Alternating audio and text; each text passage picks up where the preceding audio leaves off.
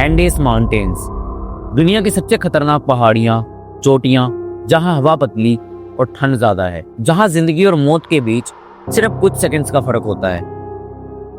साल 1972 जब एक छोटा सा यूरुगुआयन रग्बी टीम का प्लेन ओल्ड क्रिश्चियन फ्लाइट 571 अपनी मंजिल की तरफ जा रहा था, क्या उन्होंने सोचा था कि एक सफर जो अभी कुछ ही घंटों का होगा वो उनके लिए 71 डेज का जिंदगी और मौत का स्ट्रगल बन जाएगा। ये कहानी है उनकी, एक रियल लाइफ सर्वाइवल एपिक जहां इंसान की हिम्मत और डिसीजन मेकिंग की असली परीक्षा हुई। यूरुग्वाई, एक छोटा सा साउथ अमेरिकन देश। 13 अक्टूबर 1972 एक फेयरचाइल्ड FH-2270 प्लेन मोंटेवीडियो से सैंटियागो चाइल जा रहा था। प्लेन में रग्बी टीम के 19 प्लेयर्स, फैमिली मेंबर्स और फ्रेंड्स, क्रू और पायलट्स सब एक्साइटेड थे, खुशी और दोस्ती के साथ सफर पर निकल रहे थे। प्लेन की छोटी कैबिन, लिमिटेड सप्लाईज और रूटीन फ्लाइट का मतलब था कि कोई टेंशन नहीं, बस मजा और गेम्स। लेकिन एंडेस माउंटेन्स का वेदर अनप्रिडिक्टेबल था और ये उनके लिए सबसे बड़ा चैलेंज बनने वाला था। 13 अक्टूबर के दिन फ्लाइट शुरू हुई, सब नॉर्मल था, खुश मिजाज,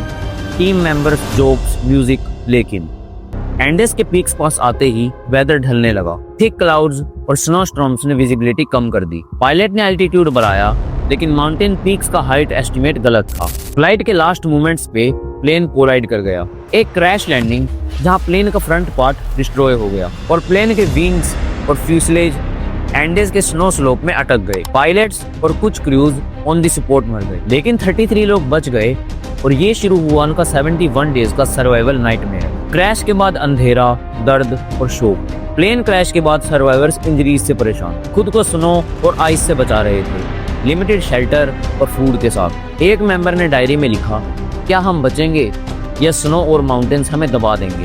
सबसे पहली प्रॉब्लम, सर्वाइवल प्रायोरिटीज। उनके पास सर्वाइव करने को कोई शेल्टर नहीं था। उन्होंने प्लेन के डेब्रिस को शील्ड बनाया। टेम्परेचर -30 डिग्री होने की वजह से उनकी बॉडी जमने लगी थी, तो उन्होंने एक दूसरे के पास बैठकर बॉडी वार्मथ मेंटेन की।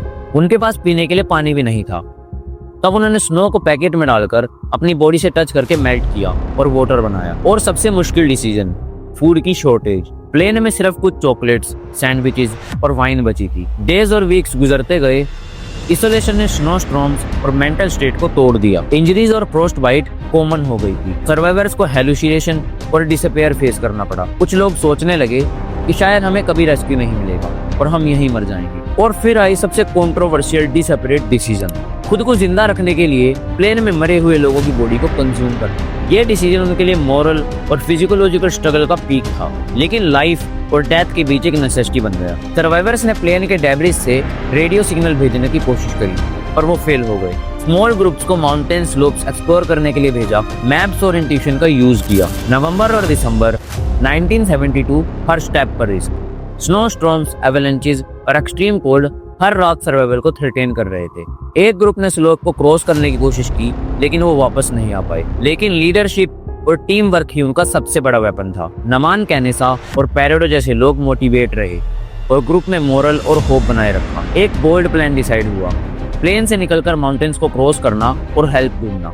पैराडो और कैनेसा वॉलंटियर हुए। -30 डिग्री सेल्सियस में वो 10 दिन तक लगातार चलते रहे। उनके शूज और ग्लव्स भी खराब हो चुके थे और जब उन्हें भूख लगी तो उन्होंने स्नो के बाइट्स को खाकर सरवाइव किया। और फिर मिराकल हुआ, उन्होंने फाइनली चिलियन स्पेयर्स से एनकाउंटर किया, जिससे रेस्क्यू टीम को गाइड किया गया। 16 दिसंबर 1972 में 72 में से 16 लोग प्रैक्टिकली ट्रेक स्पेयर्ड से कॉन्टैक्ट के थ्रू रेस्क्यू हुए। हेलीकॉप्टर्स और माउंटेन रेस्क्यू टीम ने बाकी लोगों को प्लेन से एवैक्यूएट किया। टोटल 29 लोग जिंदा बचे आउट ऑफ 45। सर्वाइवर्स बहुत इमोशनल थे और उनके चेहरे पर थकान थी।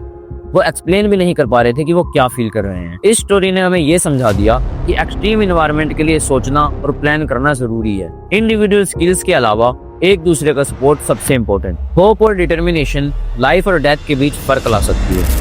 एक्सट्रीम सिचुएशन में डिसीजन मोरल और सर्वाइवल का बैलेंस डिमांड करते हैं। 1972 यूरुग्वायन प्लेन क्रैश एक real tale of survival, sacrifice, human spirit. Andes ने उन्हें तोड़ने की कोशिश की, लेकिन इंसान का विल टू लाइव और उनके टीम का सपोर्ट उन्हें जिता गया। तो आपको क्या लगता है, सबसे पावरफुल और इमोशनल मोमेंट क्या था? प्लेन क्रैश का शॉक, स्नो स्टॉर्म का सर्वाइवल या पैराडो और कैनेसा का डेयरिंग ट्रैक? कमेंट करके बताओ।